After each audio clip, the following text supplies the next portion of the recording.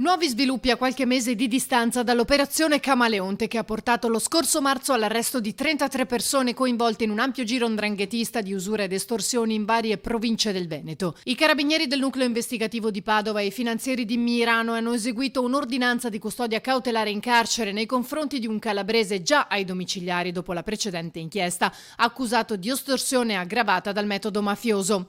4 le persone indagate, tra cui un notaio padovano accusato di concorso in estorsione. È un dato che ci ha un po' preoccupato e ci preoccupa perché è la prima volta che nelle nostre indagini emerge un pubblico ufficiale con delle caratteristiche particolari come un notaio, quindi è chiaro che gran parte delle transazioni passano attraverso i professionisti, passano attraverso anche i notai. È la prima volta, non avevamo mai avuto elementi per indagare un notaio e questo è un dato che va sottolineato proprio per la pericolosità e per la capacità di penetrazione che ormai ha la criminalità organizzata in Veneto. Questo non è l'unico aspetto preoccupante rilevato dal procuratore. Finora le inchieste che abbiamo svolto si sono svolte anche con il diretto coinvolgimento probatorio, nel senso che hanno collaborato degli imprenditori. In questo caso pericolosamente abbiamo notato invece